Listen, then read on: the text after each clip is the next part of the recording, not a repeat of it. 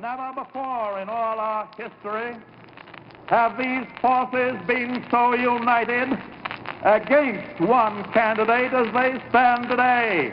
They are unanimous in their hate for me, and I welcome their hatred.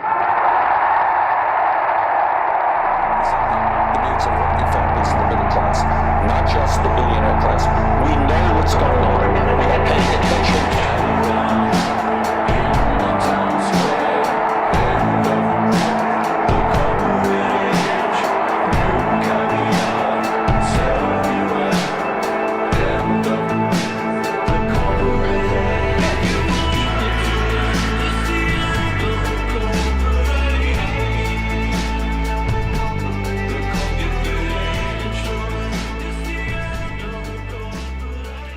Oh, good morning, everybody. Marcus was not lying. I really am in a good mood for a lot of reasons. It really is the end of the corporate age. And I'm just going to say this first off before I say hi to everybody, before I talk about the cover card, which is, well, anyway, talk about that. Trump, we thought he was going to be the destroyer. We thought he was going to be the guy who ripped apart the country and split. I've been talking about the disaster coming, splitting us into these factions and civil war, and God help us all if you believe in one. And today, I will change my mind, and I will call him 45 the Uniter. And he will go down in history as not only the dumbest president we've ever had, but the one who united us against his own interests. And I mean globally. And Marcus is with me on this. So don't think that I'm, just going off on a American silly thing. I got a German backing me, right? Right? Good morning, John. Yeah, and good as morning. usual, good morning, America. And yes, I feel a little bit sad because yesterday I lost my temper, and I said bad words to the Mr. President Donald Trump. I have to excuse for this because yes, I was not in a good mood about him yesterday, but this was yesterday, and today I woke up and I saw what was written in the international press, and of course I watched what is going on in the USA, and saw so many voices and opinions, and I said, wow, and I came to the same conclusion, just like John, and I hope there would no impeachment. This question is over, in my opinion, because we need Trump very badly, because he really is the only one who can unite us all on many, many levels. So, Mr. President, please accept my apology. We need you, Mr. Orange Dumbfuck. There you go, Mr. Orange. Very nice. Thank you. Thank you, Marcus, for those wonderful words of encouragement for our it was leader. Something that I needed to get off my chest. Yeah. We understand, and America accepts your apology on behalf of the president. I hope so. Good morning, everybody. Steve and Jupiter and Robert and Bev, Catherine, Barbara, Kat. How are you doing today? Nine Tails and Ilkan. How you doing? You're new. Hello. Have you been around? New names. I see some new names. Hey, Mo. How are you? Janine and Brahm. And who else is in here today? Trisha. Chris. How are you doing? Good morning. Good morning. You're in Central Oregon. Where are you, Chris? Tell me where. And if you've told me before, I don't remember anything that happened yesterday, really. So that's just tell me, you guys. Thank you. Good to see you all. Melissa Age and who else is in here? What a great group this morning. Got Jim Lockett, I see you, and thanks everybody for posting stuff on social media. If I missed your name, I'll try to get it later on in the program. Great to see such a crowd this morning. Hey Dennis, how are you doing? P&P Railroad, good to see you. New patron. I want to thank. I can't pronounce his name. I had it on a card. Where did I have it? Hang on. It's a cool name. I want to say Krzysztof Falkowski, but it's really Krzysztof. Either that or I'm an idiot American and just don't know how to pronounce Krzysztof when it's spelled that way. Anyway, thank you very much. And to everybody that has been a supporting patron, whether you do it through Patreon or otherwise, I really appreciate it. And they just took your money recently, and I really appreciate that. So Thank you. Anyway, moving on, everybody. I really am excited about what's happened. The reaction, not just by countries around the world, but by cities and states and governors and mayors and CEOs, has been what we've been waiting for. We needed to unite around a common enemy. And climate, here's, my God, this is what it's, climate change has been given a face, and it's Trump. We needed somebody to go after. We needed a reason to unite, and climate change was just this thing. It was too big. It was too out there. It was, but now we have 45 and co. We've united against that evil, which is sought to basically said, fuck y'all. And we're like, oh, wait a minute. Now climate change has a name. The evil that it is, we can just put, now we know, I know what I'm going after now. You don't want to join the Paris Climate Agreement? We're going to work twice as hard to defeat you. And that's what we're hearing all around. It's so, I thought he was going to help us win back some seats. I thought he was going to help us find common ground with other people in terms of what we need to change within our government. I did not think that he would be the catalyst to get us to mobilize on climate change. Holy fucking shit. Woo. I'm so excited. John? Yeah? John, doesn't Mr. Trump deserve the Peace Nobel Prize? Oh my God. I mean, he deserves it more than Obama. Well, okay. He does until his inhumane actions, his bombings, and his deportations catch up to Obama's 8 years. He's working on that quickly, so it would just depend. Okay, we will give him another 4 months, okay? Yeah. He's got till the year end out for us to swap this out, I would think, before he catches up to Obama. He's already caught up, I think, in spending in general, going on golf trips and tour, stuff like that. But, watch. So, Melissa, I agree. So, listen, Melissa, watching all those, here's Melissa saying, watching all those people applauding for pulling out of the Paris Climate Accord was just stunning. To see people cheering for killing the planet was amazing. I know. More faces of the enemy. You want to know exactly who we're fighting? Count those people in the seats. Count the 22 senators that got paid a shit ton of money to tell Trump to back out of the climate agreement, and then thank them. Thank them all for working so hard. Yeah. Thank them all. Say, take your money and run, because that's all you got. Thank you for your sacrifice. That's really, they just sacrificed their careers. They just sacrificed their lives. Thank you for your sacrifice. Take whatever millions you got and enjoy it while you can. Because your reign is coming to an end. And we are unifying against you. We now know who the enemy is. We were waiting for this shit to shake down. Look, there's just so much. I haven't even told you guys about, hey Soul, how you doing? Hey 5-star. Metal, good to see you. Good to see you guys. I haven't even told you guys about last night. Because that is a whole nother holy shit amazeballs thing. I never want to go, and then when I go, I come back and I learn shit. And I'm amazed, and that happened last night too. And I met Brad Avakian, who is something in our government, and I don't have the card with me. He's the commissioner for the Oregon Bureau of Labor and maybe Statistics. It's labor and something. Anyway, incredible person. And we're going to have him on a show.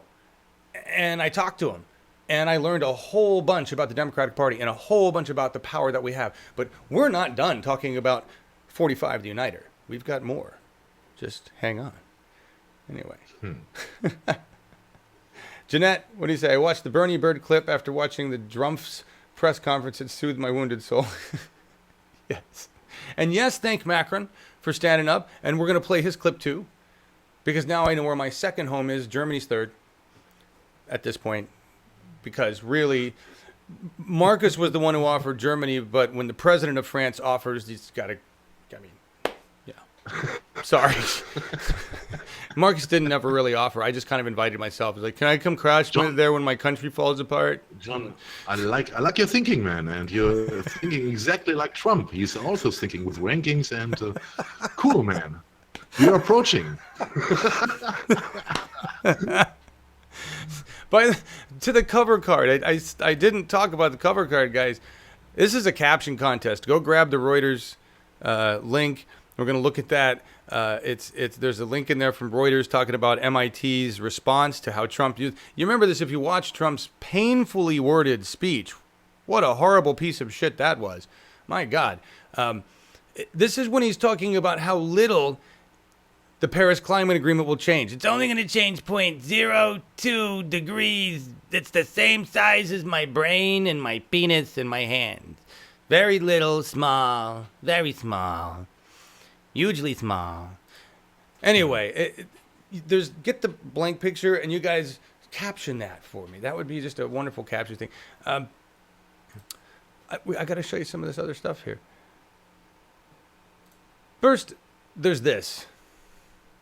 We just got to go through this. So much good news. First, there's this. This was. I first saw this on Facebook thanks to George Takei. I'm waiting to verify. Markus says he already knew this yesterday because he's a German. They were smarter. Yes, but this is bullshit. I got the information before you. That's it. Hey, Brad. Germans are just, hey, Wesley, how you doing? He cannot even read a speech. I know he couldn't read his own fucking speech. You like my impressions? Jeez, Brad. Raise your bar. But thank you. Anyway, turns out Trump can't pull out. Boy, that sounds wrong. He can't. We're bound to this agreement. Marcus just got that. See how long that took? I wasn't expecting this at this moment. Did he really say this? Okay, go on, please. Stock Post has got the first hashtag, my tiny dick. Where's Chris Hardwick? I know you don't watch this show, but I'm a big fan of yours, and I love everything you do on At Midnight. And you really should have a caption for that. Please put that on the show and do that.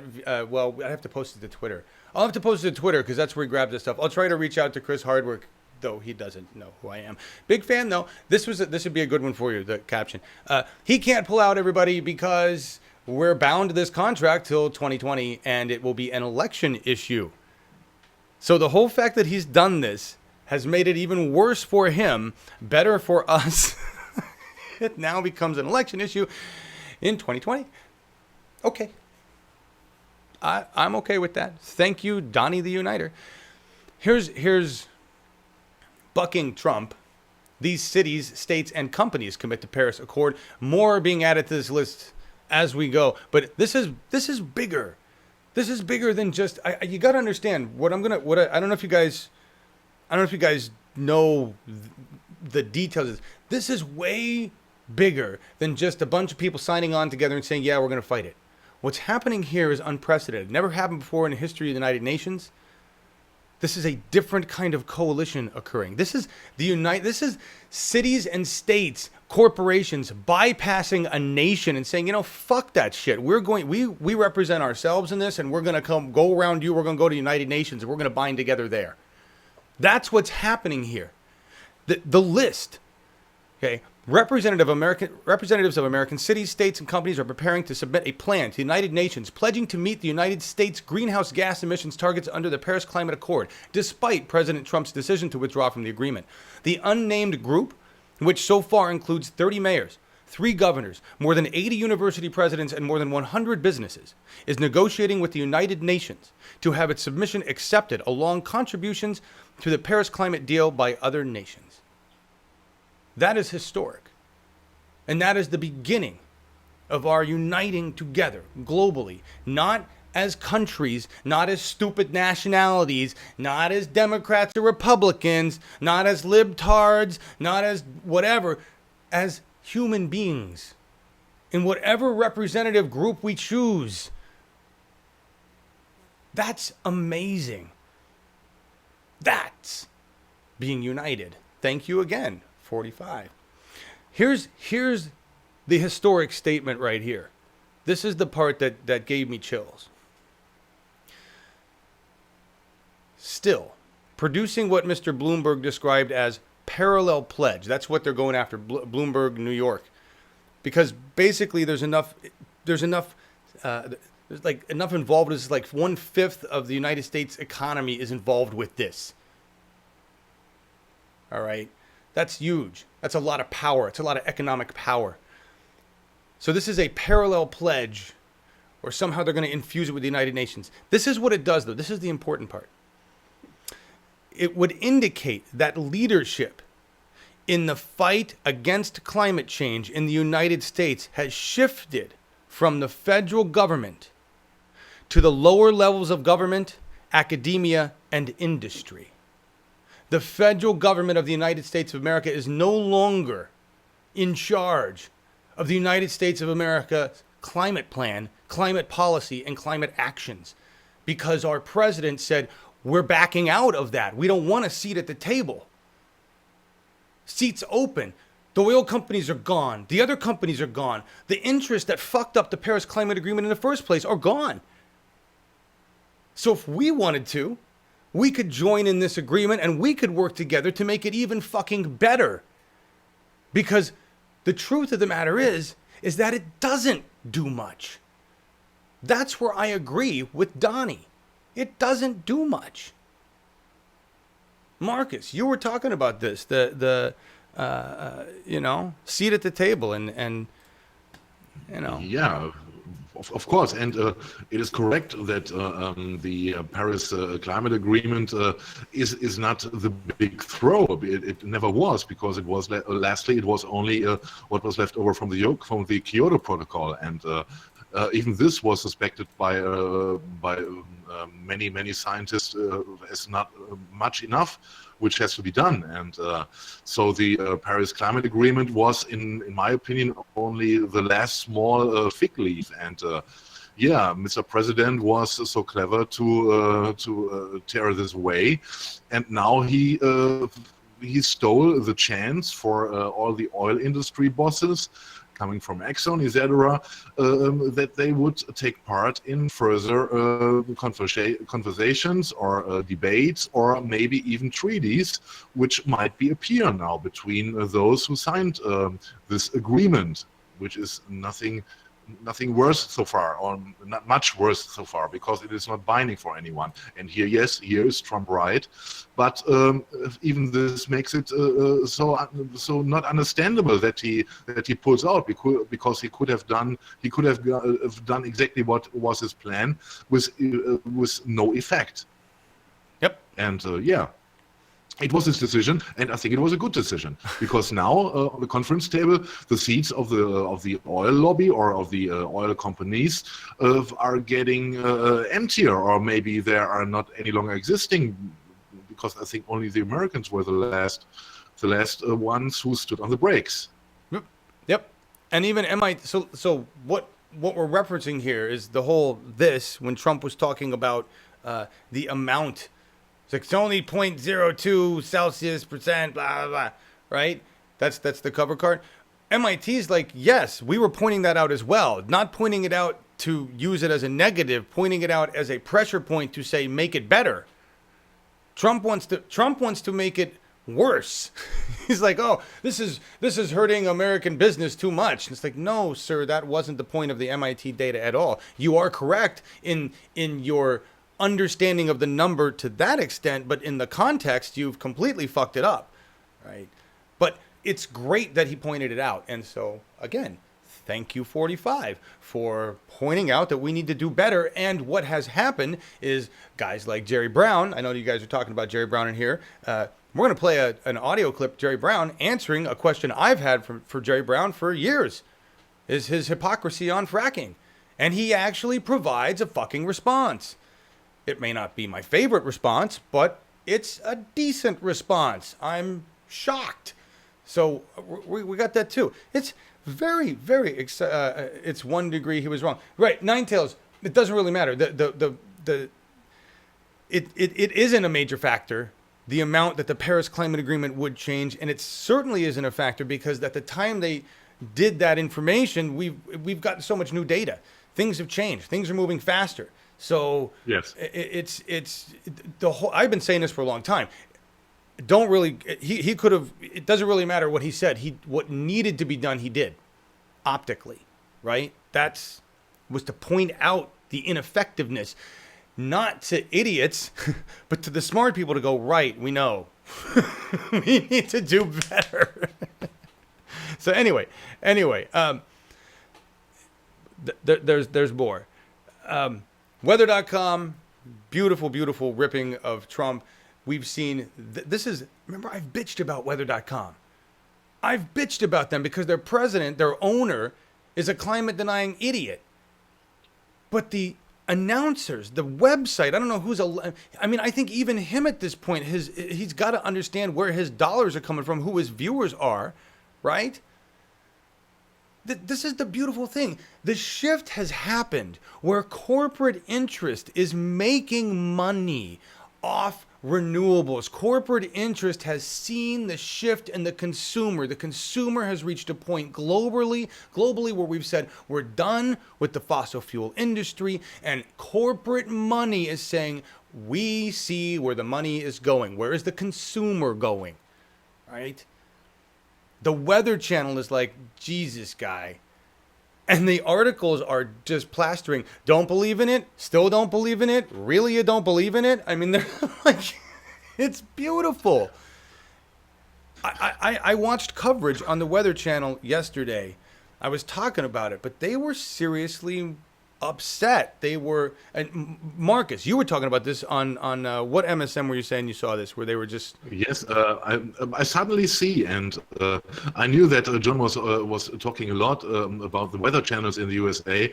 I don't know them, that they are not or nearly not reporting about climate change. And suddenly I see those I call them bubbleheads, on TV coming from CNN or MSNBC, and suddenly they are sitting there with anger in their face, and they are talking about climate change, and they are attacking Trump on leaving the Paris Agreement. And I thought to myself, wow, suddenly it's a discussion. It's worth to be discussed in the USA, and we will see where it leads. And maybe another good point would be with the Weather Channel that it would be maybe less biblical storms or hurricanes, etc. in the future. And the reality is nearing. I haven't seen the word biblical in a while, actually. What I'm seeing is severe, dangerous, threatening, which is fine. Use those words. But they're interspersing this stuff with explanations that include the words climate change. They've shifted their message. It's huge. Yeah. I can't say that about local weather stations, but I can definitely say that about the Weather Channel. The Weather Channel is its own entity. It's like a CNN of just weather. All right. And then there's local weather channels going on. So the big Weather Channel, which is on cable news, is the one that's doing this. What people are hearing in their local rural towns on weather is probably still biblical, right? Okay. So, but either way, it's a shift. Hi everybody. So hang on. Hey Robert, how are you? Density, yes.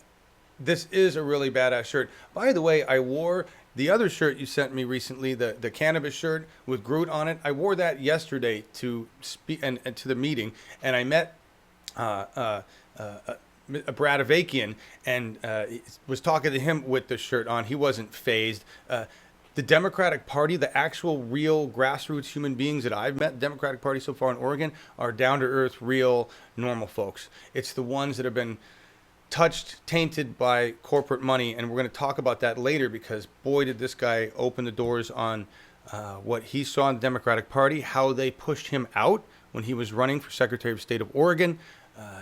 And he says money in the Democratic Party is just as awful, just as rampant in Oregon for anywhere else, and for the GOP. It's equal to the GOP in its corruption. And so I've got a big battle here. If you think Oregon is the safe haven of liberal wonderfulness, he said this one fact: Democratic Party has been in power here more than a decade. Their actual agenda has not been moved at all. What have they actually accomplished? Nothing. Just like the Democratic Party in general. We never move forward. We just move backwards with resistance. That's what the Democratic Party has been doing, even here in Oregon. So we got a lot of work to do. What about California? I mean, I have not the impression that Jerry Brown is a progressive in most parts. He is. I think it's similar to Oregon, maybe. Yeah, there's a shit ton of corporate money in California. Shit ton of corporate money. I mean, Feinstein and Pelosi, boom, boom. Oh yeah. Giant ton of money. Yeah. I mean, it's absolutely we have that corporate interest. While they may, and here's what's the interesting part. Some of those establishment politicians are working for some of the things that we find progressive in some ways, like Fight for 15, right? And single payer is moving forward. We're going to talk about that too. But here's the thing. These establishment politicians, Pelosi, Feinstein, even if they pick a particular issue like Fight for 15 and work for it, it's 1 out of a dozen. And so you can't just go, oh, great, she did that. We got to look at the whole record. Because Fight for 15 is one thing. And if she goes that and we vote her in again, that's what's going to be her thing for the rest of the fucking lunch. Look, I helped you with this. Fuck the environment, everything else, but I helped you with this. Right? That's what we got to pay attention to that. We need true progressives. Just a couple other quick things. Do you remember in Trump's speech, he said he said that Pittsburgh, he worked for Pittsburgh, not Paris. Not for Paris. The truth is, according to the mayor of Pittsburgh, first of all, the mayor of Pittsburgh is one of the mayors that signed on to, one of the 30 plus that signed on to the coalition that wants to be along with the Paris Accords. They'll follow the Paris Agreement, as well as the fact of pointing to Trump that his city actually voted for Hillary. So he doesn't really work for them.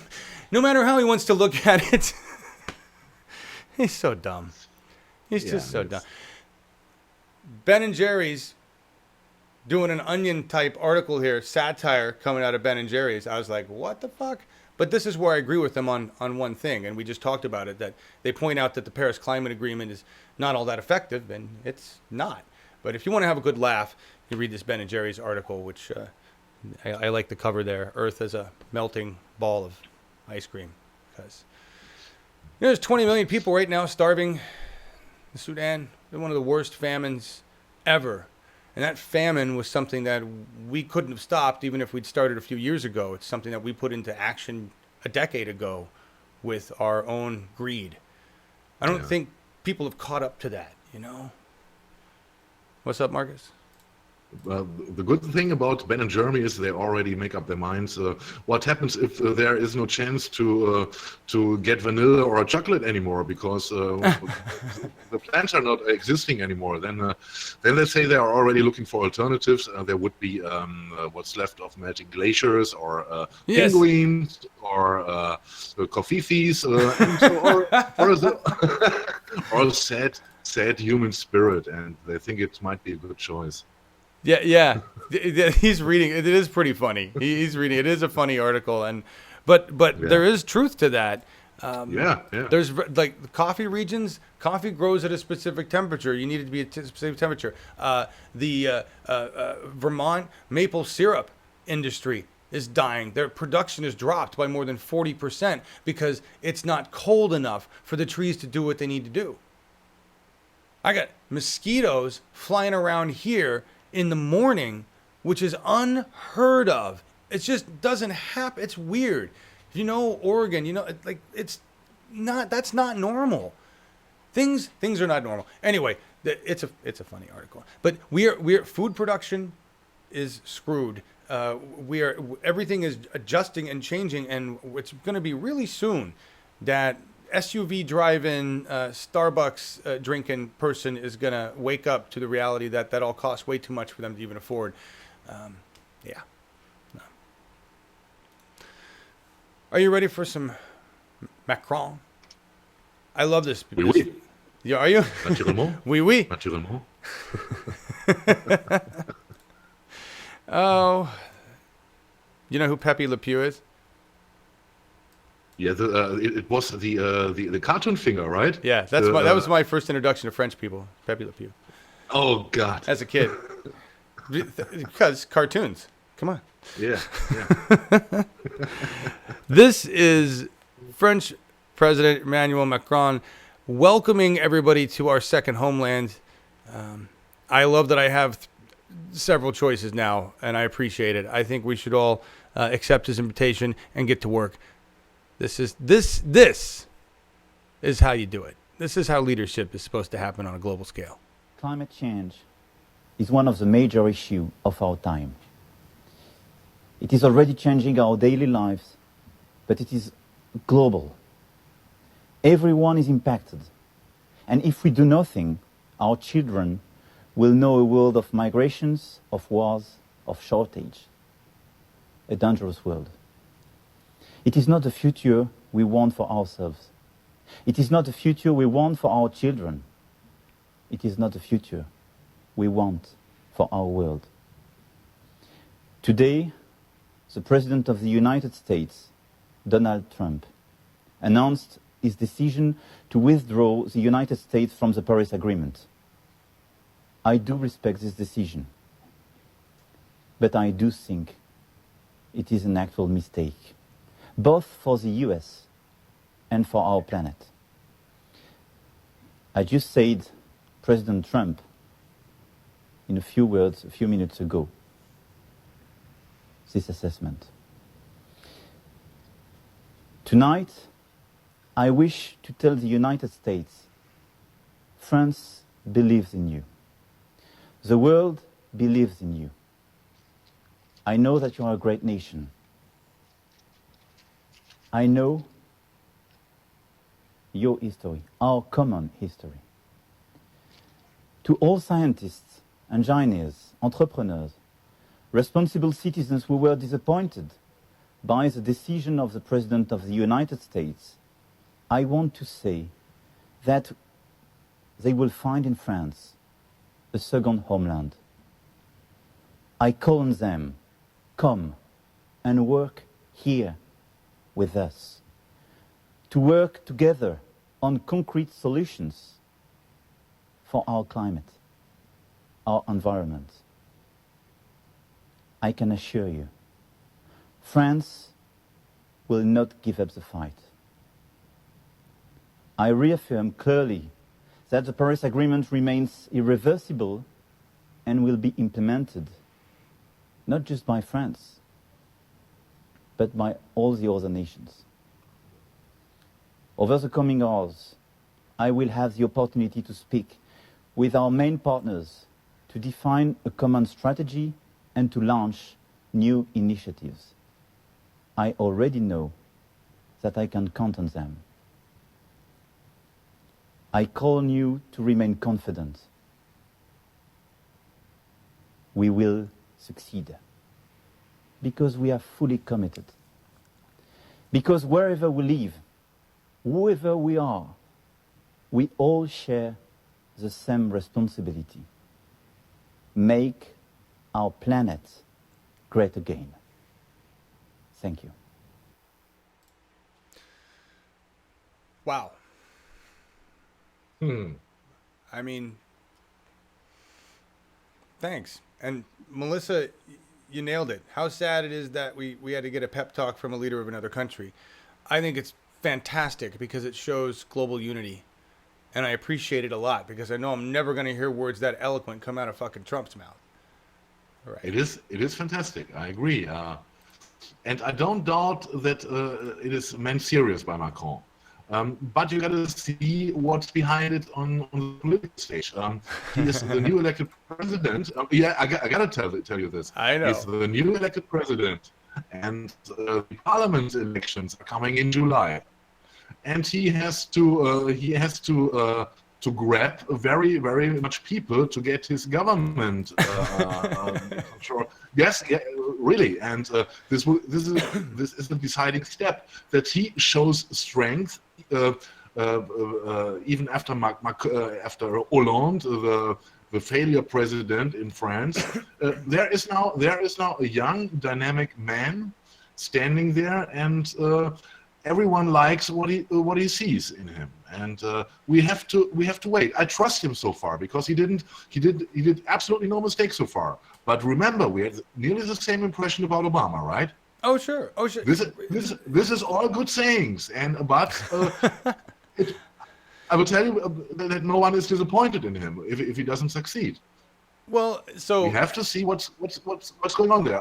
I think he's an honest guy, and I believe his words. But we got to see what happens. Well, okay, and I agree with you there.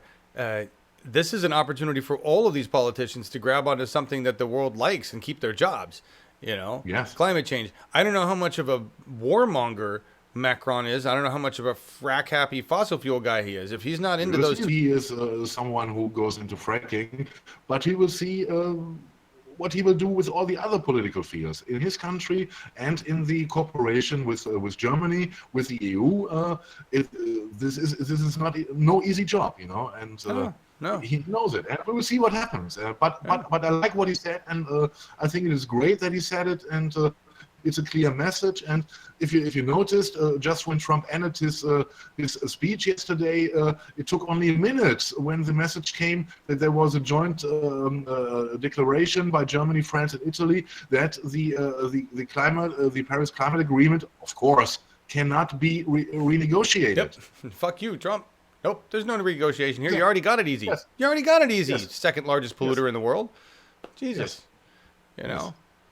It's by the way, apparently Jilly Love says Vicente Fox Quesada's speech was fantastic. I bet it was. There was a clip I was going to run the other day of his, and I can't find it. But if you guys can find a link to that speech, I'd love to grab it because I mean, that guy's not even the president of a country, and he's been more presidential than Donald Trump in the last. I mean, it's you know, when it's this is what's sometimes when you see, like, when you're looking at things from a bird's eye view of what's going on, it's really hard to articulate what you see, but it's beautiful. There's just this amazing unification happening around the issue that matters the most. And it includes industry that is profiting from this. And that's fine and fucking dandy. Because energy system, and that will, what follows from that, what follows from the death of the fossil fuel industry, other than our survival as a species, is the change over to a society that no longer needs to pay for utility, a society that has energy that it is now just maintaining. And what will follow are so many more progressive innovations in government. I'm very, very excited about this. Very excited about this. It is the end of the corporate age. I had no idea it was going to come about this way. But it really is happening. It's awesome. Brahm says, John, my nephew's 3-year-old son is more presidential than Trump. Yeah, I realize that. But no, Vicente Fox Quesada is great. I love what he has to say. Much respect for him. Regardless of what, I'm sure he wasn't the best president either. But anyway, his ego is huge. Yes, Wesley. That is very true. I'm guessing you're talking of Trump. Bill Roberts, you're talking about, there was a Republican congressman. We have several Republicans that are so happy with their belief in God that they're just like, if climate's an issue, God will take care of it. You're right. In that biblical kind of sense, that Sodom and Gomorrah kind of way, you're absolutely right. I agree with you there. I'm not okay with that. I'm going to defy your God's views on climate change, and I'm going to set my own destiny with a bunch of other intelligent human beings. There. Because science doesn't give a shit what you believe in. Nah. Anyway, we're going to look at Der Spiegel. This might be buffering, by the way. I'm getting connection speed. Let me know if we're buffering, guys. Very sorry. Don't know what to do about that. Comcast already throttling. They've told me that we've already passed my number of gigabytes for this whatever amount. They started capping that too, my data rate. I know. Yes, Trisha. Hey, Denise, how you doing? I know I got pissed about them too, but they haven't. They've just helped unify the rest of us that aren't going that direction. It's been wonderful. Yeah. Oh, I forgot about that. Elon Musk resigned from the board. Iger, the president of the CEO of Disney, resigned from the board. Whole bunch of other companies just said, "You're idiots." You know, Apple and Google and Facebook, right? Facebook, the guys, what's his name, wants to go for universal basic income. They see this is where it's headed, right? They see this is where it's going. They recognize that. They're like, we're going to automate shit. We don't need dumb fucks working in a factory. It would be cheaper to pay them a basic income than it would be to employ them in a factory. Yeah. I'm all over that. Let's give them a new education. Get them something to do that they like doing. It improves the overall everything for civilization. It's an amazing thing. Just, an amazing thing. Anyway, here's I made some slides on the Der Spiegel article because there's some good quotes in here from Bernie. Good stuff. And it's always good when we get anybody because they tend to be more honest and more factual. Not that Bernie doesn't. I mean, Bernie always says. Anyway, so it says impeachment is premature. As we've discussed, at this point, no impeachment, right, Marcus? We were talking about that. The last thing we want to do right now. Absolutely not. Absolutely not. We need him. We need minimum another 4 months. Yeah. Minimum. Another month. At least. Because he's the uniter. Why would we get rid of him now? Look I would be more frightened of Pence. Because Pence would come in and just be more subdued. I mean, this is great. What Donnie's doing is great. Let him keep pissing all over the universe. He's oh my God, I forgot about that too. Whole other thing going on here. There's so much to talk about. Where are we at? 11:14. Good. We're doing good on time. Good. All right. No sidelines.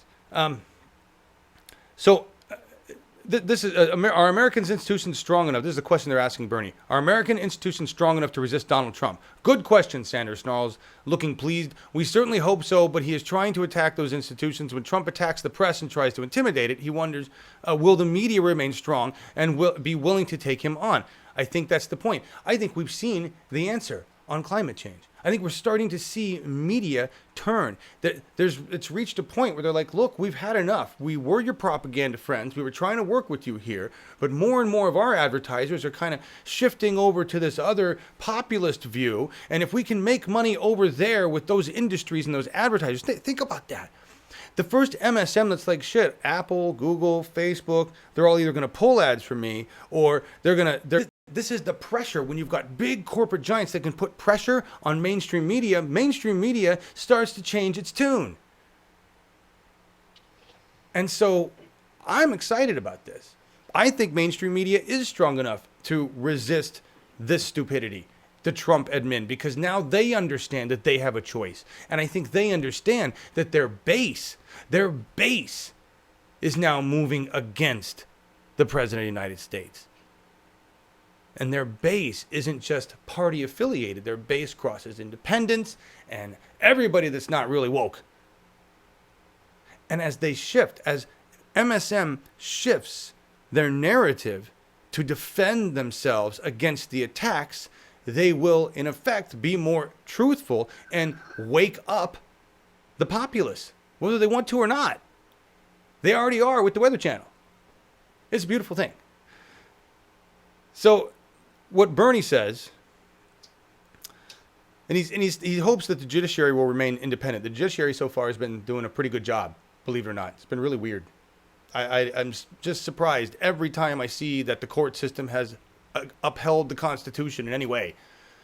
I really did not expect that. Most unexpected ally in this battle for our government. Just unbelievable. I thank you so much, lawyers. Who would have thought? Whatever we're paying you, great.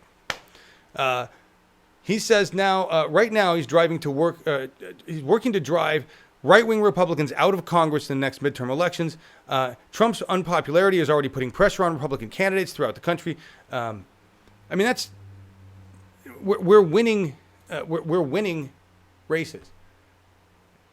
Bernie, again, focused on the issues. Here's Here's many Trump opponents don't want to wait till 2018. They want the president removed from office, blah, blah, blah. And here's where Bernie is at on that. He believes that Trump supporters can be brought along. He believes they can be saved. I'm still unsure, all right? But that's because I got some personal family that I'm like, look, if I can't convince my brother, no way you're convincing somebody else out there in Tennessee of anything. No offense, Tennessee, I just picked you guys.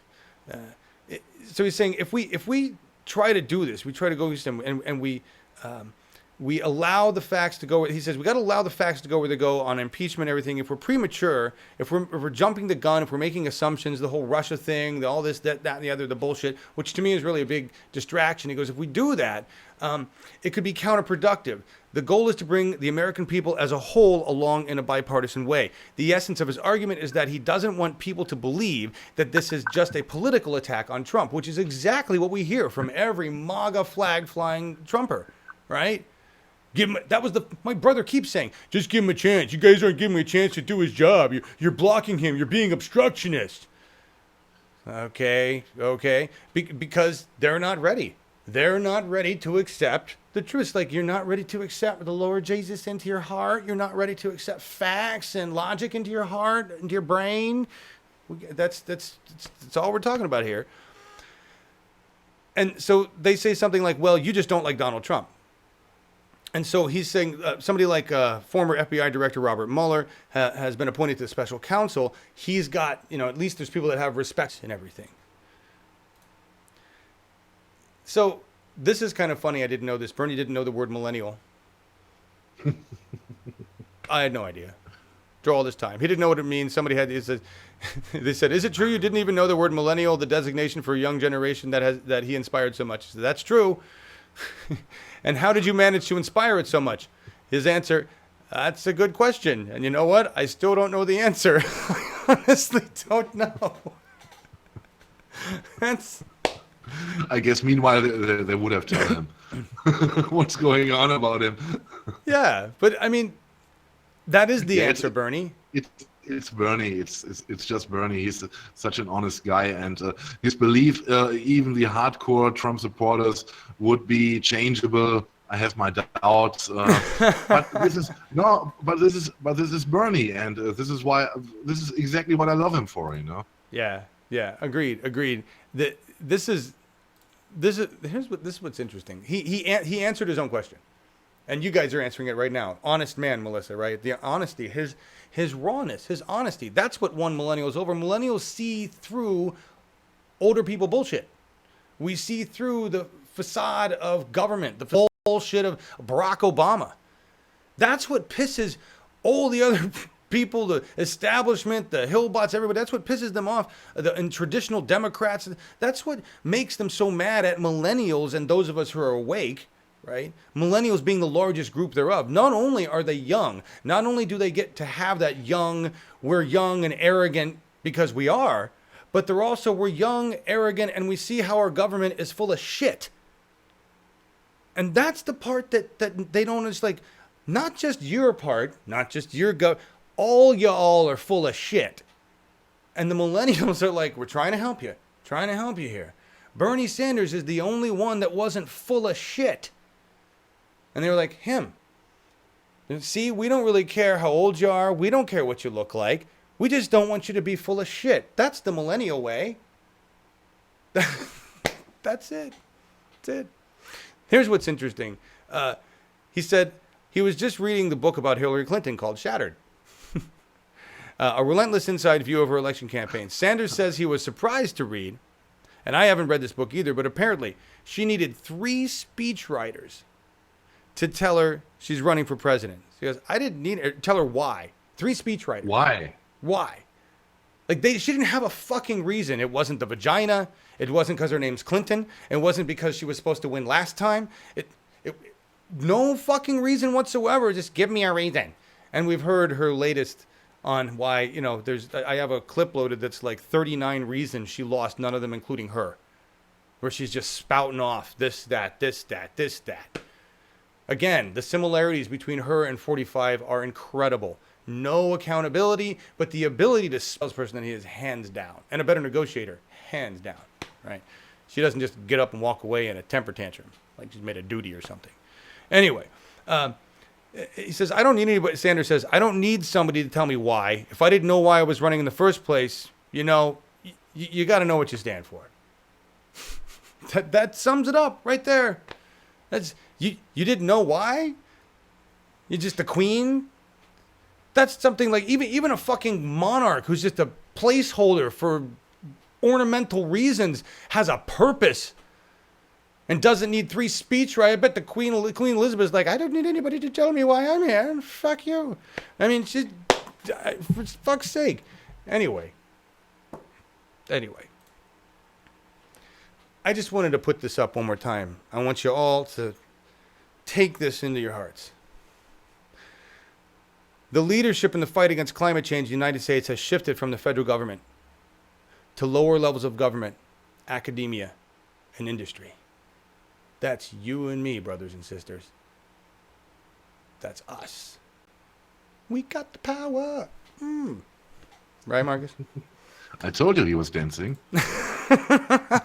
That was a power disco fist. That was not a Reich thing or anything else. That was just a disco. I am a Bee Gees fan. Staying alive, John. Staying alive? I should have picked that song.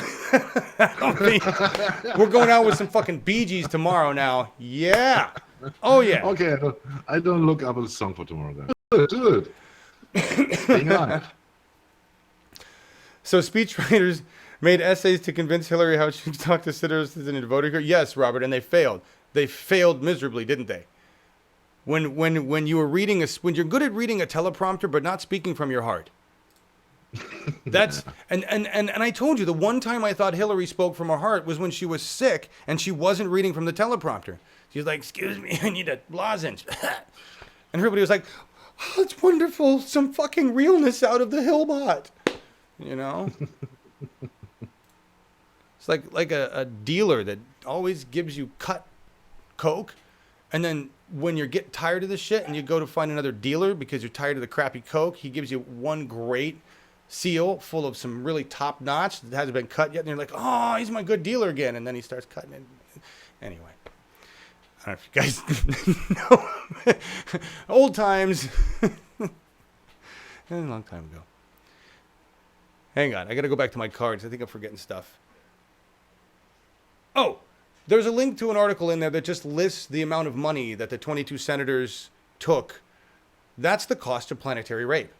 If you want to know how much you need to pay off people in order to continue raping the planet however you want, and murdering people however you want, there's a list of the costs. It's a lot of money. We can't raise that much money, meaning those 22 senators that took that money, we can't do nothing with them but get rid of them.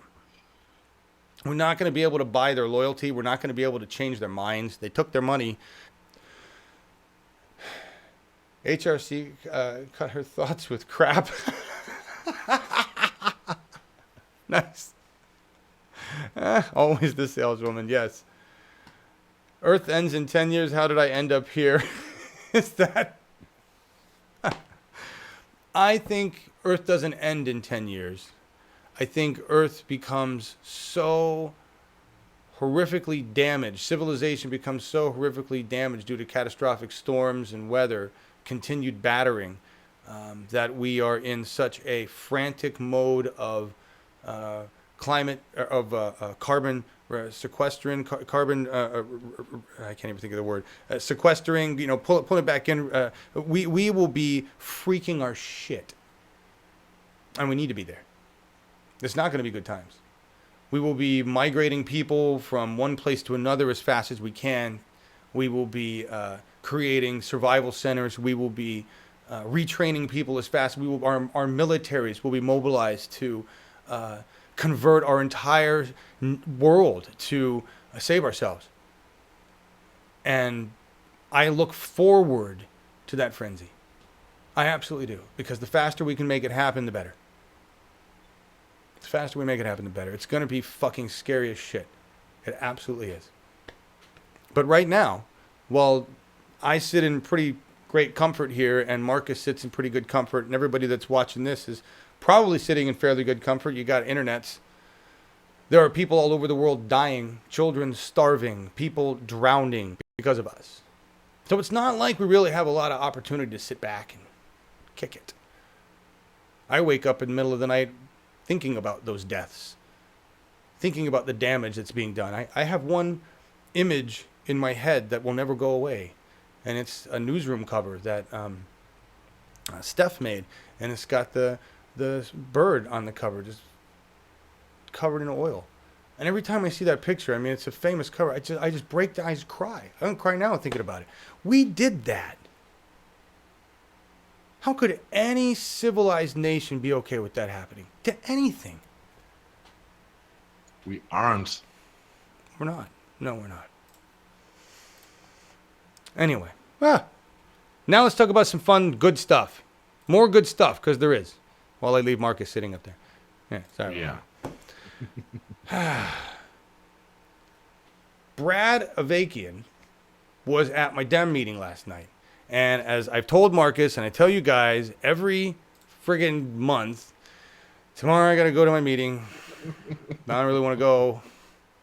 It's going to be... Fuck this all. I don't want to go. Yeah, I mean, and yesterday, like the worst time to want to go, right? Right after Trump says what he says, and it's like, fuck this shit. Yeah. It was absolutely, I learned so much. So Brad Avakian is the commissioner for the State of Oregon Bureau of Labor and Statistics. And if you were to tell me that, I would know what he does, but I know that he does a lot for a lot of people, including immigrants. Right? And he talked about some of those stories. I know that he ran for Secretary of State in 2016. I know he ran as a Democrat, and even though he worked with the Democratic Party chair, who's there now, and he worked with other. I mean, he's been in this role of commissioner for I think for 9 years. His term is up in 2019, I believe, is what it is, right?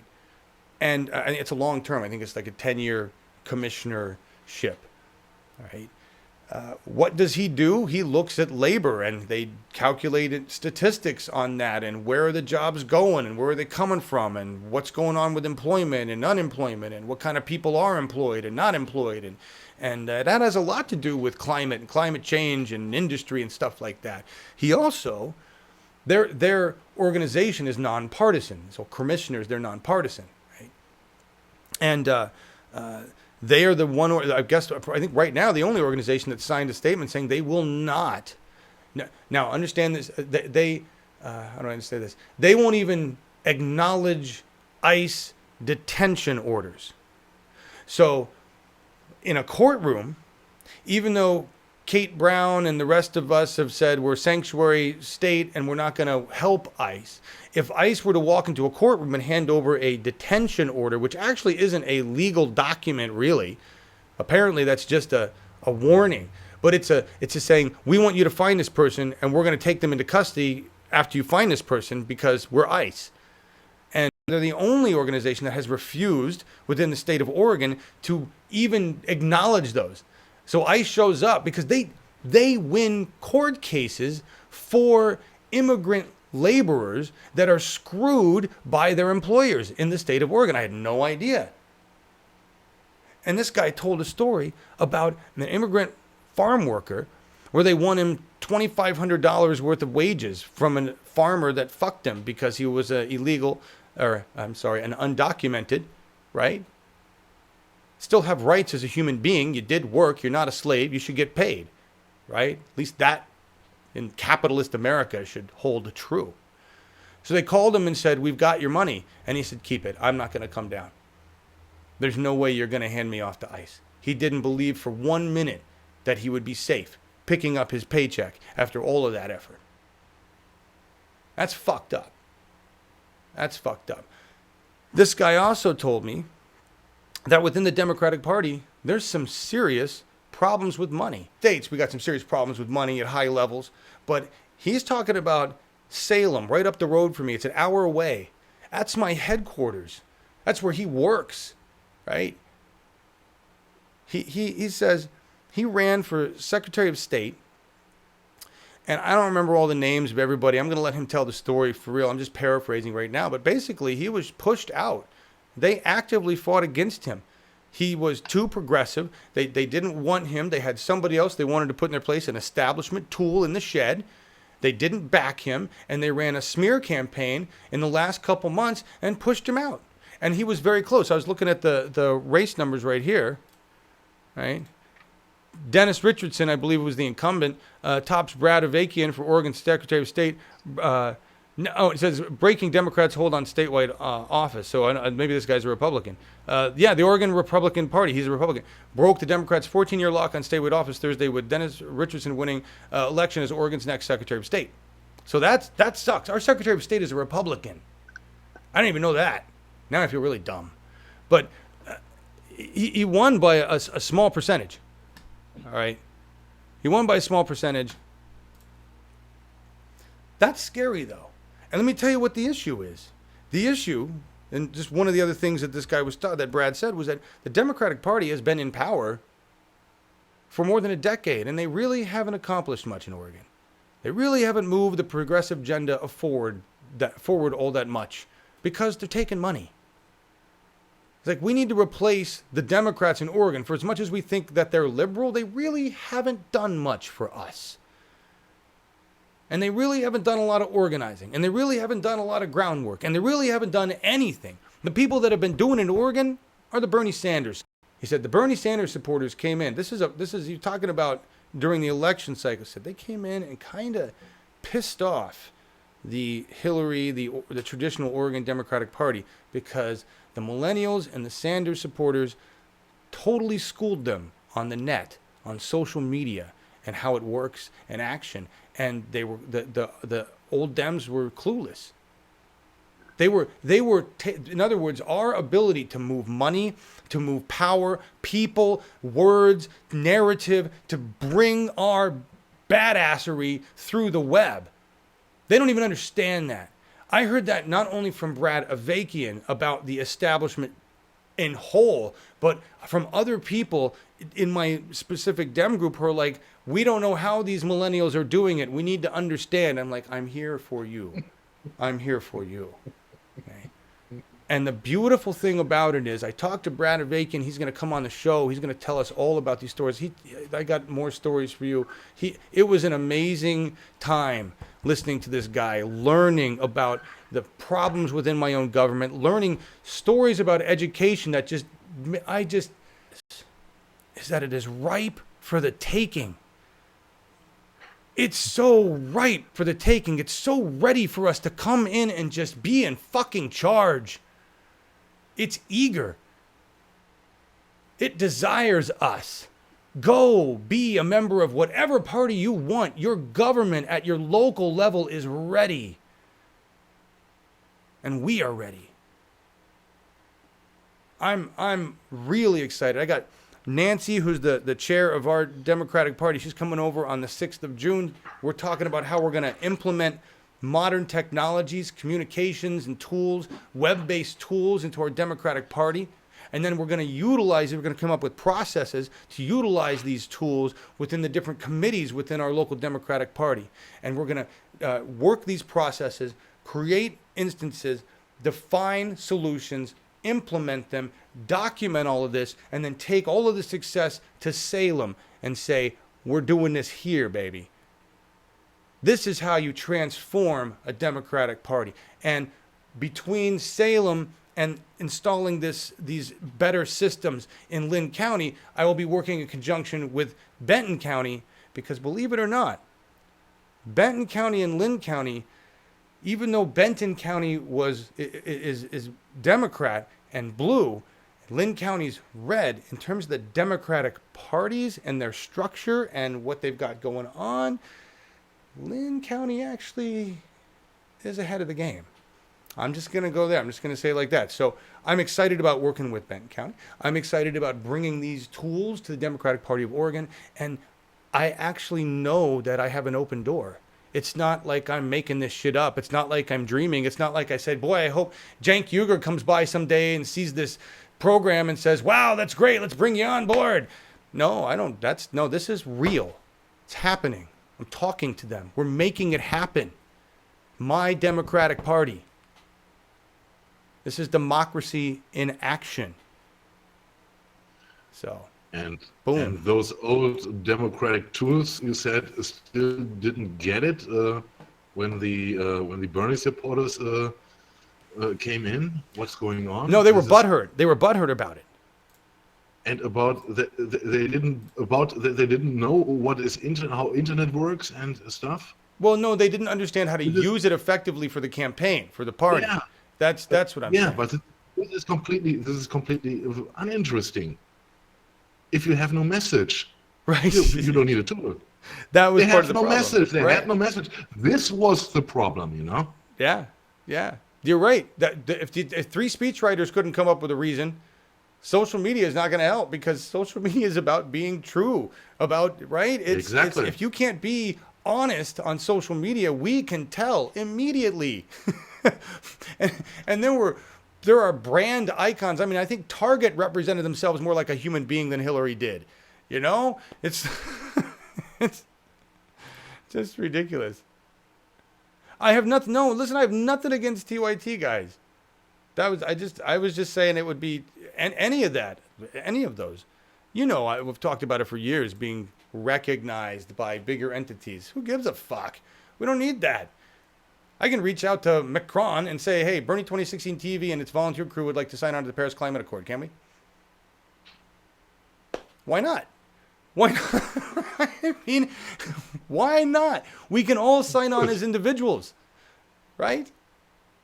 And there's a billion individual pledges going on out there, but I want something official from the UN. It says, here you go. You want to sign on? Let's get 6 billion signatures. What were you saying, Marcus? Agreed. Yeah. All right. What are you talking? Oh, Jaffe, yeah. He's run against him. Jeanette says, I'm a member of TYT. We're supporting, even if you disagree with them now and again. They're doing good work and they reach a lot of people. Doesn't matter if we dislike their details, right? What we think of this, that, and the other. Cenk Uygur himself admitted that he was not on the climate change wagon at the beginning, and that's a big admittance, right? Okay. But you wouldn't hear this in the mainstream media. Nope. For example. Nope. And I disagree with Cenk Uygur in some parts, but I think that in the end he's on the right side, and damning or talking bad about TYT, what purpose would it have? In the end, we would need them anyway.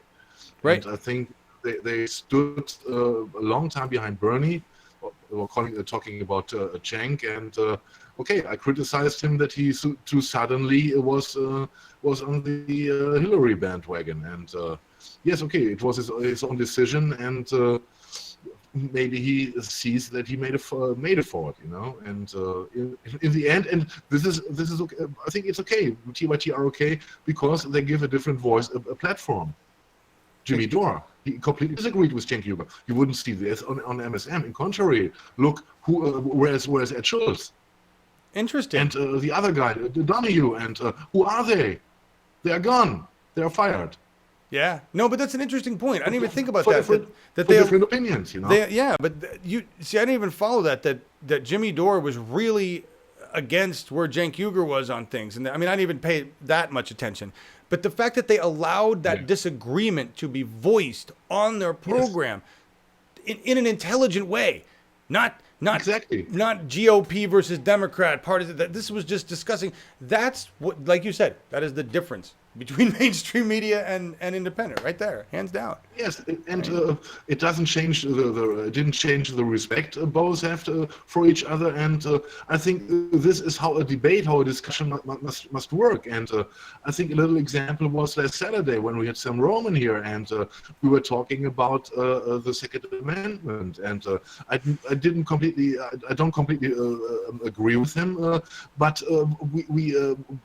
we come to a conclusion. We have a good basis to go on and discuss, and I think this is important, you know. Absolutely, it's the discussion as citizens that we've never been told to have, right? Where was I listening to? What were we watching? What were we listening to? We were talking about bringing back civics. Who was talking about bringing back civics? I don't even remember where this was. It was in something. It was something we played yesterday or something. I don't know what it was. Bringing back. Oh no, shit! It was last night. I can't even keep information straight. It has to do with Brad Avakian and just learning about just a small granular portion of stupid shit that happened in the Oregon education system. The Oregon education system blows. It's got one of the worst testing levels in the nation. It is terrible for the amount of money you think we'd have here, for the amount of, tech, whatever. It's sad. Our schools are sad. Anyway. I want to move on to this. I'm going to let Brad tell those stories. I want to move on to this. This is single payer in California. This is we're all excited about the fact that the bill, SB, whatever it is, moved forward in the Senate. But this post talks about something that I didn't realize. I think it's kind of important. So it just passed. The portions of the bill that are there basically say we want single payer. That's it. Doesn't really outline how it's going to happen or who's going to pay for it, how they're going to find any money. It's kind of an empty bill. And that's where the opposition is in the assembly. And that's probably where it's going to die, is in the assembly. Because according to whatever senator I'm quoting in here, they basically created this in haste, put it together. It has the support of a lot of people, but it's not a well thought out bill. Somebody needs to go back in and fill out some details, like where are we going to get the money? And so apparently they sent this on, Bill 560, SB 562, sent it on to the upper people. It says, what did he say here? I can't think of a more effective way to cripple the state financially than to charge ahead with what appears to be a reckless plan, said Senator Ted Gaines, Republican from El Dorado Hills.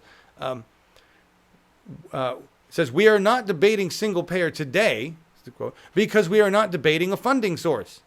We are not debating delivery of service. We are not debating whether the health services will come from. None of that is in the bill. So I don't know what the deal is here. I'm a little, maybe I'm naive. Maybe I don't understand something. But there's been an awful lot of rah, rah, rah, rah, rah from Roseanne DeMora and National Nurses United and everybody in social and all these people about California single payer. Why are we pushing through a bill that doesn't have its shit together? Why are we asking somebody at the end of the process to fill in the gaps? That sounds like a recipe for disaster. Sounds like what the fuck happened with Obamacare in some ways. I don't understand what's going on here, California, and I don't understand what's going on here, progressive people who wrote the bill. Why don't you finish your fucking work? Maybe I'm missing something. I want it to pass. I'm excited about it. Let's not make it shitty. Let's not somehow, when you got the funding problem, we're going to end up screwing ourselves here. That's what it feels like. Even though they came up with a thing that says we're going to save a whole bunch of money. If we're going to save a whole bunch of money, why isn't that written into the bill? That's like, it was some other report that says it's going to save a bunch of money. Let's put that in the bill, guys. I don't know who taught us to do half-assed work. It has a great chance of passing, regardless, Soul Rebel. Regardless of the fact that Pelosi and Feinstein have said no? Well, I'm sorry, that's wrong. Really? I don't know. Just curious. Let me know, guys. Maybe I'm... The Cali bill is designed to shoot itself in the foot by design. See, this is what I'm saying. I don't understand. I don't get it. Anyway. The civics thing, you brought up the civics thing, that was cut from our schools a long time ago. Right? I had the UN project in high school. That's what we had at Mullen, right? Where I had to learn how to represent a nation. I represented the USSR at the time, actually. It's kind of fun. They were a different kind of evil back then. They were a more honorable evil. I don't even know what to call it. You know? I want to do a shout out to the digital left.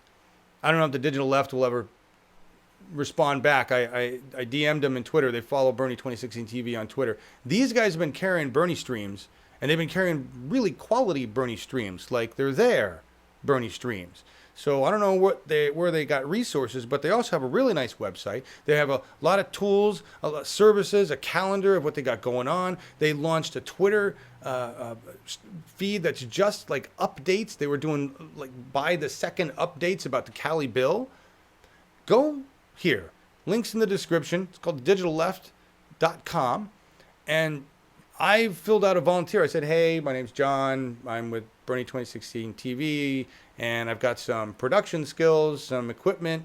I am not anything you're looking for. They're looking for graphic designers and writers. I could write, but that's not really what I do for a living. It's like not really what you're looking for, but I want to just talk and collaborate and see how we do. Right? But they're looking for volunteers. They're looking for help. They've got a lot of good content on here. I read a couple of the articles. It's decent. They say they're a bunch of Bernie supporters. And that's it. I mean, looks like good stuff. So support these guys. Check it out. See what they need. Right? And let me know. Yeah, Jeanette says they're worth following. Yeah, and if you guys know anything about them that I don't, let me know. That's this. I'm actually having a conversation with Jester X a little bit. This is just the audacity of ignorance and belief. Where the conversation was that he posted this on the Kremlin linked Trumpsters and righties are like la la la shut up, talking about the latest stuff with Kushner and the Russia and the Kremlins and whatever's going on there. It's corruption, but in truth it's just really distraction-y stuff, right? But this attitude is the same attitude that Bernie is talking about, which is why we have to wait. They're not ready to accept reality. People that are still with her, they're not ready. Even after her outbursts yesterday about all the things that held her back besides her, they're not ready, right? Markus is chuckling over there. I am? I don't know, you hoofed. I oofed. Okay. Anyway, they're not ready. We'll bring them along. We talked about that. When the addict is ready, they will come along. Right? We got the 39 problems that she listed are in here, guys, but I don't know if we have time to run them through. Although I'm doing pretty good on time, which is unusual. Let me make sure. In church. We have time. We have time. All right. You guys want a good laugh? I guess this will piss you off and make you laugh. But just, if there's anybody in our audience, I doubt there is. If there's any that is a Hillary supporter or still has any sympathy for her whatsoever, empathy, whatever. Just we're gonna play this. Please let me know how you feel afterwards. This is Hillary. This is 5 minutes of Hillary explaining why she lost. 5 minutes.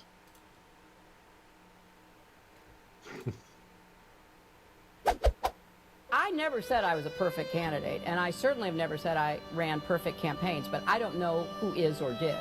And at some point, 4 minutes. It sort of bleeds over into misogyny.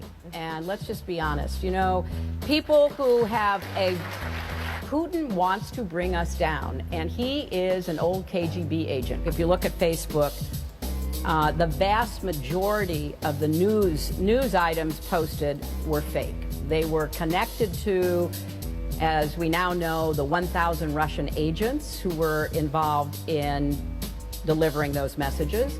They were connected to the bots that are just out of control. We see now this new information about Trump's Twitter account being populated by millions of bots. Bannon, who'd been running the Breitbart operation, supplying a lot of the untrue, false stories. Yes. What we saw was, in this election particularly, and I appreciate what Walt said, the first time that you had the tech revolution really weaponized politically. I inherit nothing from the Democratic Party.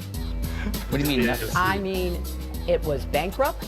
It was on the verge of insolvency.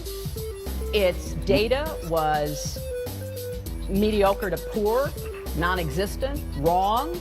The group running this was the GRU, which is the military intelligence arm of the Russian military, and they have a very sophisticated cyber operation. In bed with WikiLeaks, in bed with Guccifer, in bed with DC Leaks. They were conveying this weaponized information and the content of it, and they were running, there's all these stories about, guys over in Macedonia who are running these fake news sites, and I also think I was the victim of a very broad assumption I was going to win. The biggest Google searches were not for Comey, because that information was just lying out there. It was for WikiLeaks. We know that the Google searches for this stuff were particularly high in places in Wisconsin and Pennsylvania. They began to have some of their allies within the internet world, like InfoWars, take out pieces and began to say the most outrageous, outlandish, absurd lies you can imagine. Your Twitter account is saying, oh my gosh, Hillary Clinton is running a child trafficking operation in Washington with John Podesta. You had Citizens United come to its full fruition. So unaccountable money flowing in against me, against other Democrats. You had effective suppression of votes. Wisconsin, under the current governor, Scott Walker, has been one of the leaders in voter suppression. I'd taken a tremendous hit after the Comey letter. He dumps that on me on October 28th, and I immediately start falling. The mainstream media covered that, as I say, like Pearl Harbor, front pages everywhere, huge type, etc. My momentum, particularly among women in the suburbs, stopped and dropped. Some people stayed home. We're getting more information about all of the contacts between Trump campaign officials and Trump associates with Russians before, during, and after the election. He does have a visceral grasp of America's political underbelly. He really understands how to inflame people, how to motivate them, how to bond with them over whatever their grievance is. Whatever resentment or point of anger that you may have, if he can get into it, whether it's race or xenophobia or Islamophobia, whatever it is. Look, I take responsibility for every decision I made, but that's not why I lost. I got 99 problems, but a bitch ain't one. Comey, WikiLeaks, voter suppression, fake news, all of that. And that's kind of what happened, so. Fuck you! That's my answer. I don't have anything that's unbelievable. Unbelievable. Fuck you! Oh. Nothing to do with any realities we share. Sorry, Marcus. I had you muted. Mike, I had you muted. He Okay, said. See, start again. I'll repeat it. Okay. I see a human being which is completely delusional, which has completely lost any contact to realities, talking bullshit and unbelievable. Yes. And then they're even more crazy than Trump. Oh, wow. Very like Trump. Lives in their own world. I guarantee you, they would have, if this was a TV show, meanwhile, it would have ratings, unseen ratings. But in politics, oh, wow. Yeah. That was. And sorry about the double on the media thing. Goddamn media thing. That's it. I tried to do that live. Almost got it right. I haven't used my fuck you in a long time. Really haven't. Yeah, it was fucking no time. And I think you were right, Marcus. I think the F-bomb count on this show is remarkably low. We're bad. It's like anemic today. Yes, you are too happy today. I am. God damn it. Fuck! That pisses me off. It's not my fault, John. Fuck you. I know, Marcus. It's the cover of what was that? The Berliner. today. Didn't you push that in Facebook? It says the Earth says "fuck you," Donald Trump. It was the Berliner Kurier, and they came up on the front cover with the Earth, and they wrote on it "Earth to Trump," and then "fuck you." Yes, yes. Amazing. All right. We're going to get out of here maybe sort of close on time. Anglican Church in Carmichael Mine, Heartland to divest from fossil fuels. This is in Queensland, or Queensland Gas, what was that, Australia? They're divesting. This is a church in the heart of a mining area, and they're divesting from fossil fuels. That's a pretty big signal there when the priests feel guilty enough about where their money's going to pull it out. That's impressive. I'm going to put a ban on the term "pull it out" for the rest of the day. Just going to say that. Tomorrow, yes, we'll probably have 2.5 Germans again tomorrow. That will be interesting. Cool. Moving on to climate and science, everybody. Climate and science. Let's go there. So, just briefly, and this is on Grist, stuff that matters. We talked about this the other day, but I didn't have a statistic for you that sounded impressive. Now I do. A crucial crack in the Antarctic ice sheet grew 11 miles in 6 days. You can probably stand there and watch it go. That's pretty amazing, right? This is the Larsen C ice shelf. No, it's not going to break off and make sea level rise hugely and be an Armageddon. That's not what's going to happen. What it does, though, is it holds back a shit ton of free-flowing water that's up above it. So all that water will now come down into the ocean as opposed to being stopped by the Larsen C ice shelf. See? So, still not good. Just not as impressive as everybody would want it to be. Not quite the catastrophe I'm hoping for. We're not there yet. That's going to be hurricane season. We talked about hurricane season, right, Marcus? No. We talked about it, yes. This is this is the best. There is nobody in charge at FEMA or NOAA in the United States of America currently as we begin hurricane season because 45 hasn't appointed anybody. So it doesn't happen, right? Doesn't happen. So there will be no FEMA response that we're aware of, or they'll have to appoint somebody first. That'll be interesting to see how many people turn down the role, as seems to be popular these days with any role 45 offers anybody within his government. Unless you're David Clark, who's got nothing better to do but wear fake pins and write fake master's theses. Although I did see a counter article saying that all his pens had some purpose. Of course they do. They mean something to him, right? Just like my old Boy Scout sash means something to me. Anyway, that ought to be fun. We are at the song. We're at the song. See, I told you we're going to end better on time this time. We have no time for political diocese. Yes. Mar-a-Lago is fucked. They already have a sinkhole in front of the place. Yeah. Climate karma, for as much as I rag on people who believe in stuff, I absolutely believe in karma. I don't know what you want to call it. I believe it's attached to quantum physics. I believe we're just discovering what these quantum entanglements and metaphysics are. Basically woo-woo, but it's woo-woo as I define it, so it's got some science in it, so it makes me feel better. Okay? That's what it is. Karma is real, man. And if Jupiter Judy, I just hope you're safe. And anybody else that we know that watches this program that lives on the coast, get ready. Fun times coming. Oh, yeah. Fun times coming. It's not good. What, Jupiter Judy? This is not a joke. Jeb Bush was great during Hurricane Andrew. He knows his shit. Really?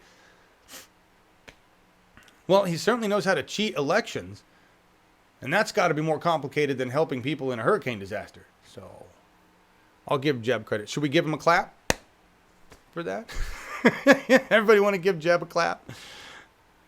It's good to know. Cat Stefani, I love climate karma. Say that again. Climate karma? Yeah. I love climate karma. I see. Oh, I see that. Yeah, yeah. Says Cat. It's climate karma should be the point system that we use to reward ourselves for doing shit, right? National climate karma, or global climate karma. Earn climate points today. Climate karma points today by doing something for your environment, right? It just for fun. It's called gamification. We have it all over the internet, and it's a great way to motivate people. And companies even employ gamification within the companies. Like my wife's company employs it in a sort of way, kind of an offline way, by doing good things. Managers can award points, which have a credit value within a system where she can go and use these points to get gifts. That's karma. That's earning karma points within your company for going above and beyond, being a good worker. We should apply karma points to ourselves, right? Somebody should just do that. Create a system, like give different countries and people and individuals and activists and everybody just work. Hey, look, what do you get out of it? I don't know. We have to create something, some kind of fun virtual reward system, or maybe a shirt that says I'm a climate whatever. But that would be great. Great. Yeah, clap for Bush. Just everybody, one clap. Give him one. That'll be all he needs. Jeb was more of a liberal than Hillary. I absolutely agree with that. I think Jeb Bush was a liberal being forced to be a Republican, and he hated it. I really do. Poor guy. And Jeb can't afford health care. Lucky for him. Pot as currency, I'm all over that. Weed dollars. The dispensary that I go to, the store, they do that. They almost have it like for every dollar I buy, I get like $1. I don't know how their system works, but they've got a really good point system. And I can go in there. You can't use points without spending some cash. You can't just go in there and I've got 400 points loaded up, man. I'm broke. Just give me an ounce. You can't do that. But you can go in and use your points to take a good portion of money off your sale. It's kind of cool. I like that. Keeps you come back. Anyway. Instead of going to your local dealer. What? Instead of going to your local, you can smoke your money. Well, exactly. I think that's a great idea. Does your dealer do? Oh man, your connection is shit. I got you delayed, big time, Marcus. Okay. No, I can't talk about that. Never mind. Marcus does a smoke pot, everybody. Okay. Forget that. I can't say anything. Can't say anything. Okay. Not sure Jeb is that deep, Soul Rebel. Oh, you guys, I really didn't want to be talking about Jeb. Although he's just as significant as all the other establishment folks at this point, right? We know what we have to do. We know we have to get rid of them. And we're working on that. I'm excited about what's going on in my local Democratic Party. I'm excited that they are eager to move into the 21st century, right? I'm excited that I actually have an opportunity to do this. This ties into the end song, all right, which is... this should take care of all the F-bombs that I failed to add today, because the song is by John Grant, and it's called GMF, Greatest Motherfucker. And it's a hilarious song. I always go to song lyric meetings just to see if I have any kind of clue what he's talking about. You can apply this any way you want, really. A lot of people said he's talking about being in a relationship and how he realizes that person doesn't want to be in the relationship with him, but he was told he has to accept himself for who he is, and so he does. And he's like, I'm the greatest motherfucker that you're ever going to meet, and I realize that you don't think so, but I love myself, and so I am, right? All my flaws, all of my whatevers. The bad things that you think I do, the good things, the way my hair is, right? The way I think I am GMF. And we all have to think that way right now. We all have to have that kind of confidence, because we are in control of our destiny right now. We on planet Earth have been given an opportunity as individuals to work as individuals, as organizations, as groups, with our cities, with our governments, with our states, whatever they happen to be, whatever size they are. We now understand that we don't have to stay confined to our nationality. Our own people, our own corporations within the United States of America have broken the bonds of nationality because of the irrationality of 45. And it is a beautiful opportunity for us to be the greatest motherfuckers that are ever going to be and save this planet. Every one of us. Because this issue is our issue. It is the only one that matters. So rise up. Rise up. Take your place. Take your place. This is what we are. We are the ultimate species on this planet right now. If we choose to be the greatest motherfuckers that we can ever be. But that requires working together to save ourselves. We'll see you guys tomorrow on the Big Ass Show. Thank you, Marcus, for always being here. Thank you. And see you tomorrow. Yes. And we will have 2.5 Germans. I think Sam Ronan is joining us. Dennis is going to join us. Marcus will be here, Laura, live and good. And we'll be joining Charles Mon at the beginning of the show live from the farmers market. It was the Corvallis Farmers Market. He's down there with the Benton County Democrats, or actually, I think it's Our Revolution. It's Our Revolution Corvallis. That's right. He's not. I think not done as a party. Anyway, he's down there at Our Revolution Corvallis, and they're promoting progressive ideals. Our Revolution Corvallis has really done a lot of work. I'm not going to get into that right now. We'll get into that with Charles another time, but there's a lot of stuff going on with those guys. Good work being done by people in groups that are not called Democrat or Republican. They're called progressive. And I like that term, right? Progress. Here we go. Yeah. Everybody be the greatest motherfucker you can be today.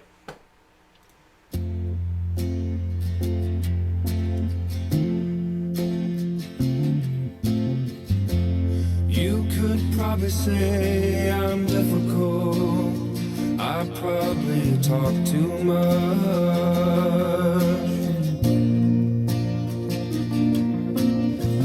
I overanalyze and overthink things. Yes, it's a nasty crush.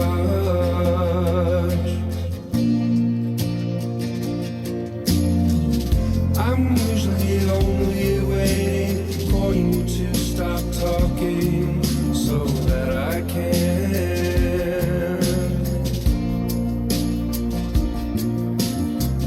Concerning two-way streets, I have to say that I am not a fan.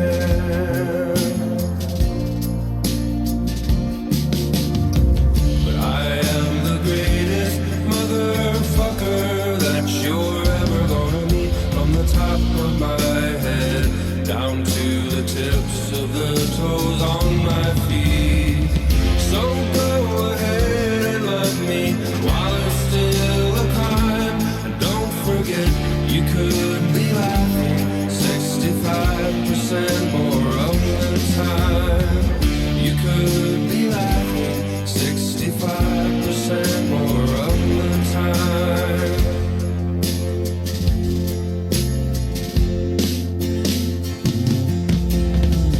Half of the time I think I'm in some movie. I play the underdog, of course. I wonder who they'll get to play me. Maybe they could dig up Richard Burton's cause. I am not who you think I am. I am quite angry, which I barely can conceive. You think I hate myself, but it's you I hate, because you have the nerve to make me feel.